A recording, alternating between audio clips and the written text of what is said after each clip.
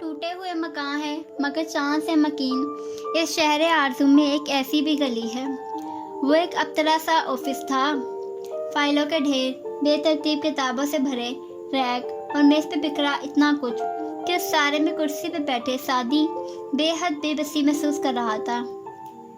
उसके मुकाबिल ऑफिस के मालिक की कुर्सी पे मौजूद उदैर उमर साहब ने नीचे झुके दराज से कुछ निकाल रहे थे। दफतन वो सीधे हुए, वो उड़े उड़े खचरी बालों, मोटी ऐनक और शरीफ चेहरे वाले इंसान थे। सादी को उन पे तरस, खुद पे रहम और जुमर पे गुस्सा आया जिसने उसे यहाँ भेजा था। सीधे होते ही उन्होंने कुछ फाइल धप से मेज पर रखी, नतीजतन ऊपर तले रखी। किताबें धड़ाम से सादी की तरफ लड़की। वो करंट खाकर पीछे हुआ। एक मोटी किताब पैर पे जा लगी, बाकी दो घुटनों पे। आउच, लगी तो नहीं? उन्होंने नाक पे ऐनक धकेलते पूछा। बिल्कुल नहीं जी, मैं कोई इंसान थोड़ी हूँ, उसने मुंह में कहा। वो झुककर उनको समेटने लगा, फिर मेज पे रखी। इसी बेचारगी से खलजी साहब को देखा। सर, आप बेशक अभी अपने काम कर लें, मैं फिर आ जाऊंगा। वो कुर्सी के किनारे पे आगे को हो गया, भागने को तैयार। नहीं नहीं, मैं आपकी बात सुन रहा हूँ। उन्होंने दाएं बाएं गर्दन हिलाई। केस भी देख लिया था मैंने। तो फिर आप ही केस लेंगे? बेतवज्जी से पूछते पीछे खड़ी अलमारी पर नजर डाली। शीशे के दरवाजों के पीछे किताबें और फाइलें भरी थी। ऊपर तले अरसे कागज, बेतरतीबी से बेतरतीबी। देखो बेटे, फारिस गाजी जैसे बंदे का दफा करना आसान नहीं है। खैर है, आप रहने दें, मैं कहीं और चला जाऊंगा। वो शुक्रिया कहता जल्दी से उठा। बस भागने की देर थी। ये इतना भी मुरव्वत में बैठ गया। उस आदमी की तो ऐनक गुम जाए, ये ना ढूंढ सके। फारिस को क्या खाक रहा करवाएगा? मुझे पता है फारिस गाजी का दफा आपके लिए मुश्किल होगा, क्योंकि आप ये समझ रहे हैं कि वो ही कातिल है। तो नहीं, मेरा ख्याल है वो बेगुनाह है। वो जो बस मुड़ने ही वाला था, एकदम ठहर कर उन्हें देखने लगा। जी हाँ ना, गुनाहगार का दफा करना ज्यादा आसान है, मगर बेगुनाह का केस सोच समझ कर लेना चाहिए, क्योंकि अगर एक मासूम आदमी का तुम दफा ना कर सके और वह जेल चला गया तो वो बहुत खतरनाक हो जाता है। वो आहिस्ता से दोबारा बैठा, आगे को झुककर हैरत और उलझन से उनको देखने लगा। आपको लगता है कि वो बेगुनाह है, बावजूद प्रोसिक्यूटर जुमर के बयान के? प्रोसिक्यूटर ने तो ये बयान देना ही था, तो सरकार बनाम सजाद राव की प्रोसिक्यूटर जो रही हैं। वैसे मुझे बड़ी हैरत है, तुम्हारे पिछले वकील ने इस केस का जिक्र नहीं किया। अभी अभी निकाले फाइल्स के घटे को उसकी तरफ धकेला। इससे कबल की किताबें दोबारा गिरती। सादी ने जल्दी से उसे वापस पुश किया। अलबत्ता वो उनके चेहरे से अपनी बेचैन नजरें नहीं हटा पा रहा था। ये कौन सा केस था? ये वारिस गाजी कत्ल से कोई 5 माह पहले खत्म हुआ था। मैं इसमें डिफेंस अटॉर्नी था और जुमर साहिबा प्रोसिक्यूटर। एक आदमी ने अपनी बीवी पर गोली चलाई, मगर ऐसा करने से कबल उसके सामने इतराफ़ किया उसकी प्रॉपर्टी पर कब्जा करने का, उसके साथ मजीद कुछ ज्यादतियाँ करने का। किस्मत से बीवी बच गई और उसने पुलिस को बता दिया। 7 माह जुमर लगी रही। ये उनका पहला केस था। रेपू भी बनाती थी। बहरहाल फैसला उन्हीं के हक में गया। मेरा ख्याल है जिसने भी फारिस के भाई और बीवी का कत्ल किया है, उसके डिस्ट्रिक्ट कोर्ट के केसेस पे गहरी नज़र होगी। उसे मालूम होगा कि इंसान अपनी ज़ुबान से कही बात में सबसे अच्छा फंसता है। प्रोसिक्यूटर साहिबा वैसे बहुत समझदार खातून है, लेकिन वो यहाँ मार खा गईं, क्योंकि वो इसी तरह का एक केस प्रोसिक्यूट कर चुकी हैं। यानी जुमर अपने हमला आवर की कॉल पे इसलिए यकीन कर रही हैं क्योंकि वो आखिरी मिनट के एतराफ़ के ऐसे ही एक केस को ले चुकी हैं। उनके नज़दीक ये मुमकिन है कि कोई ऐसा करे। एकदम उसे महसूस हुआ कि जुमर ने उसे सही बंदे के पास भेजा है। उनके पहले तासुर पे मत जाना। बिल्कुल, वैसे लोग ये करते भी हैं। कत्ल बड़ा बोझ होता है, उन्हें किसी से तो बांटना होता है। बहुत से केसेस देखे हैं मैंने, जहाँ लोग किसी को मारने से पहले अपने पिछले गुनाहों का इतराफ़ कर लेते हैं। मुझे पता है सब किसने करवाया है। वो एकदम जोश में बोलने लगा तो उन्होंने फौरन हाथ उठाकर रोका। शी बेख्तियार रुक गया। क्या वो लोग ताकतवर हैं? बहुत ज़्यादा। उसके गले में कुछ अटका। और کیا تمہارے علاوہ کوئی اور بھی جانتا ہے کہ وہی اصلی قاتل ہے؟ نہیں۔ تو پھر اپنا منہ سی لو۔ جی۔ وہ دم خود رہ گیا۔ دیکھو بچے، تم ایک با اثر آدمی کو اس میں نہیں گھسیٹ سکتے۔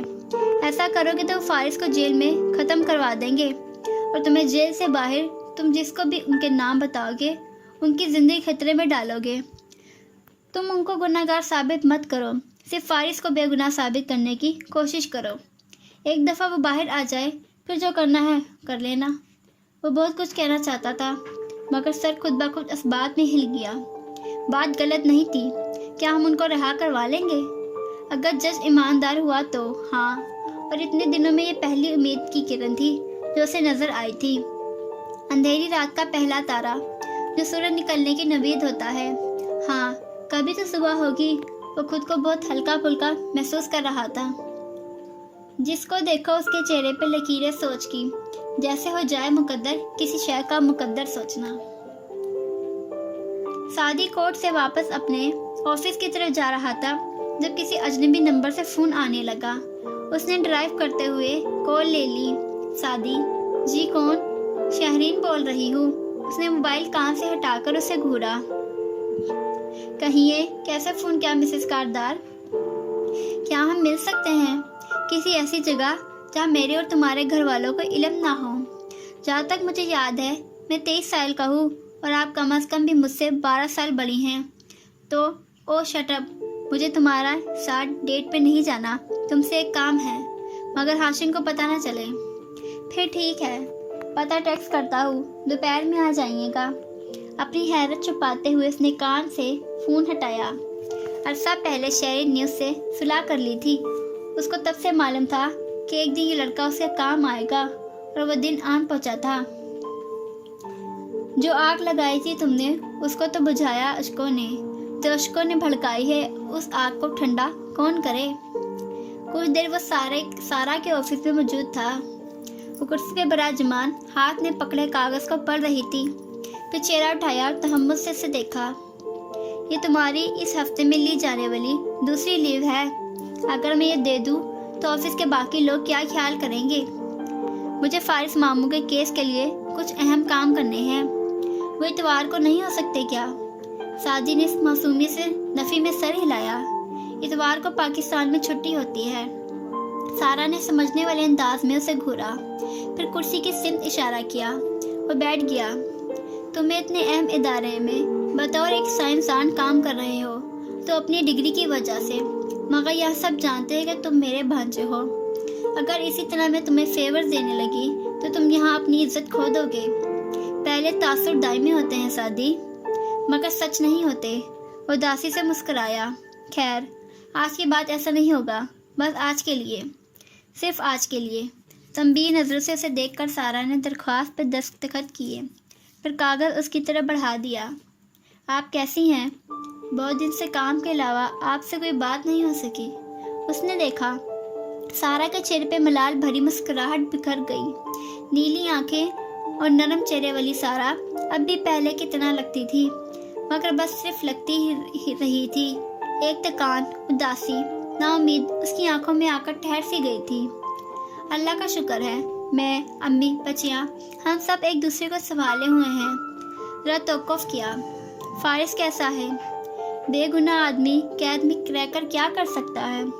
بس اور غم اور غصے سے نڈھال، مگر ہم انہیں جلد رہا کروا لیں گے اور اصل قاتلوں کو سزا دلوائیں گے۔ اس سے کیا ہوگا سعدی؟ وارث واپس تو نہیں آئے گا؟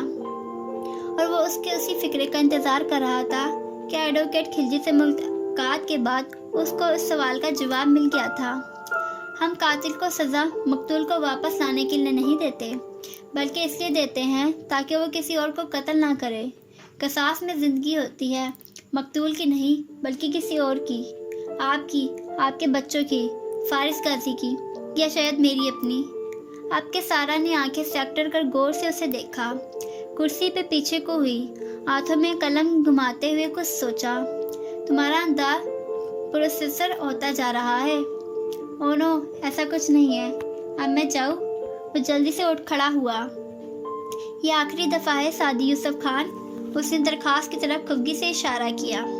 جی بالکل، इस हफ्ते में आखिरी दफ़ा कागज़ उठाया और तेज़ी से बाहर निकल गया। सारा ना चाहते हुए भी हंस पड़ी और फिर सर झटक कर कंप्यूटर की तरफ मुतवज्जा हो गई। और जिस वक्त वो बाहर से निकल रहा था, इसी शहर में कई मील दूर हाशिम अपने ऑफिस में मौजूद फ़ोन पर कह रहा था, कैसी हो बच्चे, तुम्हारा फिर से शुक्रिया। अपने लाउंज में सोफे के साथ खड़ी लैंडलाइन फ़ोन का रिसीव कान से लगाए और ना उदासी से मुस्कुराई। इट्स ओके हाशिम भाई, वैसे शेरू भाई ने वीडियो शूट कहाँ की थी? उसका एक कॉटेज है यूबिया में, वहीं पे। खैर, फारिस का केस कैसा जा रहा है? इस ऑडियो से कोई फ़र्क पड़ा या नहीं? भाई कह तो रहा था कि फ़र्क पड़ेगा। वैसे वो कहाँ से मिली ऑडियो? बिजाई सरसरी सा पूछा। जुमर पुप्पो ने निकलवा कर दी थी, मगर ये बात आप किसी को बताइएगा नहीं, ये फैमिली सीक्रेट है, उसने मध्यम सा कहा। वही जो भाई ने बताया था। जुमर पुप्पो को भी नहीं बताइएगा कि मैंने बताया है। ये भी कोई कहने की बात है क्या? वोल्टा हैरान हुआ। इस यकीन दहानी पे मुस्कुरा दी। हाशिम भाई, आप बहुत अच्छे हैं। मालूम नहीं, खैर तुम्हें एक काम कहा था। हुनैन की मुस्कुराहट सिमटी गई, आंखों में गहरा कर्क छाने लगा। अलीशा को और जो सुना था बताती गई। वो दूसरी जानिब बिल्कुल खामोशी से सुनता गया, यहाँ तक कि हुनैन को लगा वो वहाँ मौजूद ही नहीं है। हाशिम भाई कुछ तो बोले। वो चुप रहा, बिल्कुल चुप। हुन्ना का दिल डूबने लगा, जैसे नीले पानियों में बहरी जहाज डूब जाता है। क्या आप इतना भी नहीं कहेंगे कि आपको अफसोस है? क्या आपको ज़रा सा भी अफसोस नहीं? उसकी आवाज़ भरा गई, मगर हाशिम ने फ़ोन रख दिया। उस दिन के बाद से वो हुन्ना के लिए एफल टावर बन गया। गो कि उसने चंद मिनट इंतज़ार किया कि वो कॉल बैक करेगा, मगर नहीं, कोई कॉल नहीं आई। उसे नहीं मालूम था कि अगले 1.5 साल वो उससे सिवाय दूर दूर से ख़ानदानी तकरीबात पे मिलने के बिल्कुल नहीं मिल पाएगी। और ये भी कि वो दोबारा वो हाशिम से फ़ोन पे बात 1.5 साल बाद तब करेगी जब वह इम्तिहानी मरकज़ में चीटिंग करती पकड़ी जाएगी। अगर हम सब का नजूमी होते तो ज़िंदगी का सारा थ्रिल ही खत्म हो जाता।